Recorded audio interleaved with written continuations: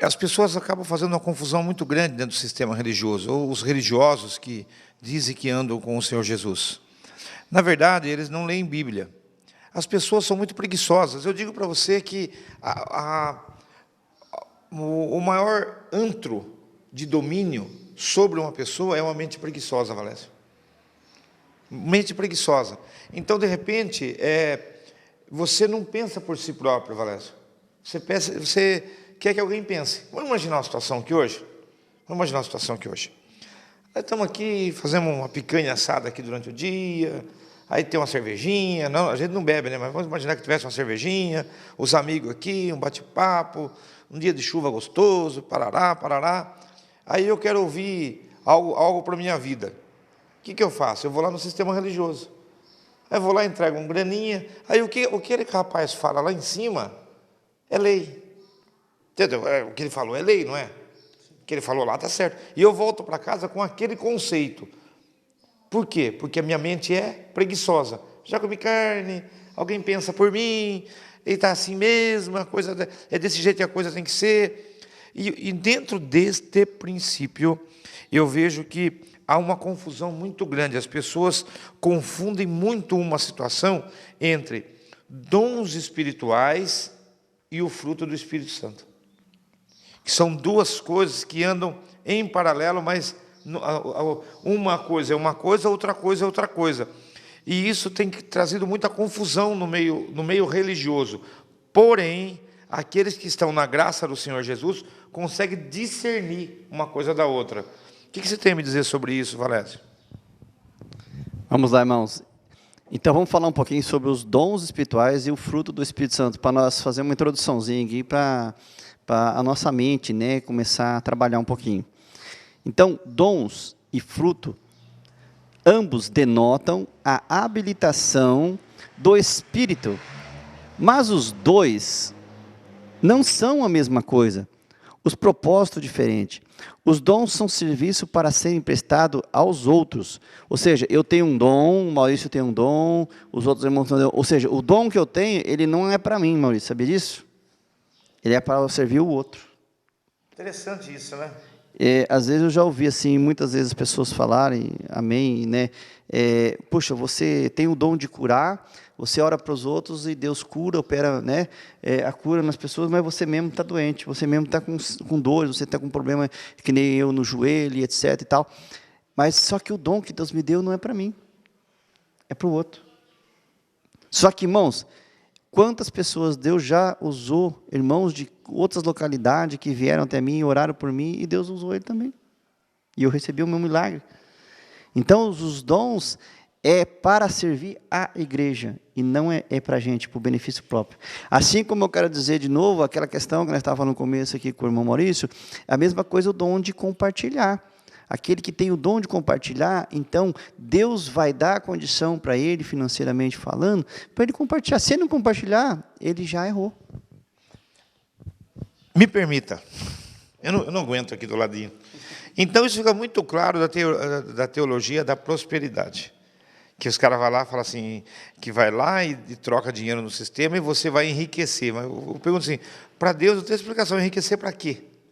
Se não for para a pessoa compartilhar ou partilhar isso, ou para partilhar, eu falo assim que o partilhar com forma de caridade. Eu vou dar cesta básica para os pobres, mas não amar o pobre, não ver a necessidade dele. Então você viu que nesse ponto de dom, já cai por terra essa questão da prosperidade, né?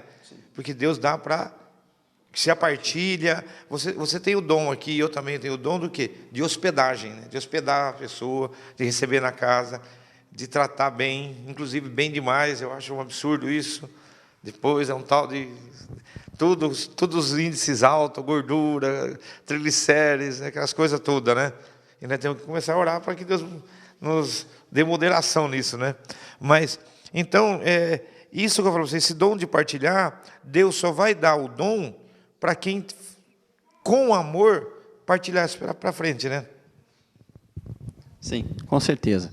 Vocês entenderam, irmãos? Então, os dons, eles são para servir uns aos outros, tá ok? E enquanto que o fruto do Espírito São traços, ou seja, característicos da pessoa de Cristo, implantado no crente, na igreja, né, mediante a palavra. Então, quer dizer, o fruto do Espírito, por exemplo, se você me diz que é uma pessoa que tem o Espírito Santo de Deus. Irmãos, eu quero falar uma coisa aqui que eu sempre tenho falado em off para alguns irmãos. Se você diz que tem o Espírito Santo de Deus, e você não faz aquilo que Deus fez por amor a alguém, você não está servindo a Deus. Eu sinto muito em dizer para você. Eu costumo dizer também, irmãos, que Jesus nunca cobrou. Se você que está me ouvindo, está nos assistindo, você achar na Bíblia aí, algum versículo bíblico, por favor, eu quero que você mande inbox para nós lá, Valésio Floriano, que você achou na Bíblia que Jesus cobrou algo de alguém ou que exigiu algo de alguém. Pelo contrário, nós vamos ver na Bíblia que um jovem rico chegou até Jesus e Jesus mandou ele vender tudo e dar para os pobres. Ao contrário disso, nós não vemos mais nada. Então, como eu disse nos outros vídeos, irmãos, a questão do discernimento. Então, se nós temos o discernimento de que tudo que excedeu o que Jesus nos ensinou é falso.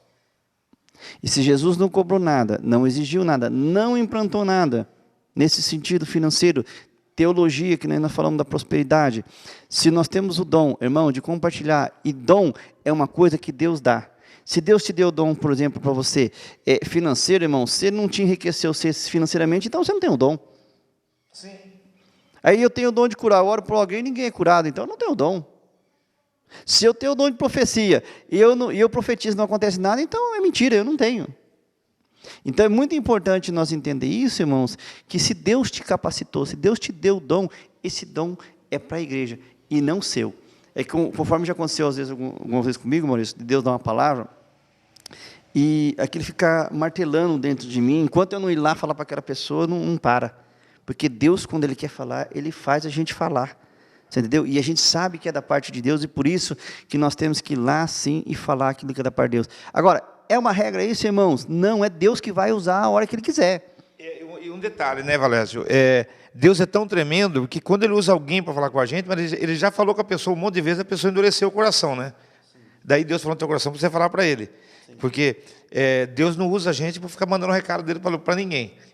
O amor de Deus é tão grande, a misericórdia de Deus é tão grande que fala, Valésio, vai lá falar com o Maurício, que eu estou falando com ele, e ele não está ouvindo, né? Não está entendendo. Ou eu estou assim, Senhor, fala comigo que eu não entendo. Daí chega você lá e fala, Maurício, ó, eu estive orando de noite, e Deus me incomodou, que eu falei, é de Deus, hein, Carmão, o que está acontecendo? Puxa, eu estou errando mesmo. Então, fora disso é confusão. Com certeza, irmãos. Então, agora, os dons espirituais e talento. É outra questão também que nós vamos falar aqui um pouquinho. Qual é a diferença entre um dom espiritual e talento? Né? Porque a gente muitas vezes confunde. Então, vamos lá. Todos nós nascemos com certos talentos, certos? Ou seja, uma habilidade natural para realizar muitas tarefas na igreja, ou seja, dentro do corpo de Cristo. Um nasce com um talento para isso, outro com um talento natural, que é desse mundo, que não é espiritual, é diferente. Um professor, por exemplo, secular, ao se converter, pode se tornar espiritual e assim ganhar a capacidade para ministrar a igreja, com o mesmo talento, mas os dons do Espírito. Ou seja, ela estudou para ser um professor.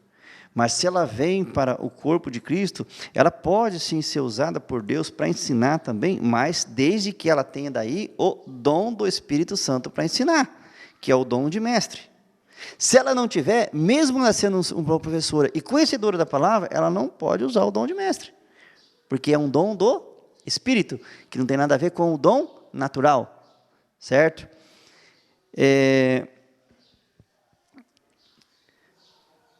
Então, a igreja é o mesmo tempo talento, né? Mas os dons do Espírito Santo são sobrenaturais. E através dos dons espirituais, o mundo há de reconhecer que Deus está no meio dela. Irmãos, e é verdade, se realmente Deus não se manifestar, como o próprio Jesus falou assim, ó, se vocês não querem acreditar em mim, creia pelo menos nas obras que eu faço. Então, se as pessoas não quiserem acreditar em nós, irmãos, e realmente, por você talvez não conhecer, não tem problema, mas vem andar com a gente, é só assim que você vai conhecer e ver o que Deus está fazendo por meio das nossas vidas, porque se não for assim, não tem como realmente. Jesus passou por isso, Maurício. Jesus chegaram até a Ele, a presença dele, diz assim, que sinais que você faz para que nós creiamos em vocês? Quer dizer, então, muitas vezes Jesus fez sinais e maravilhas para que o povo acreditasse nele. Não que nós precisamos disso, porque nós não estamos aqui para provar nada para ninguém.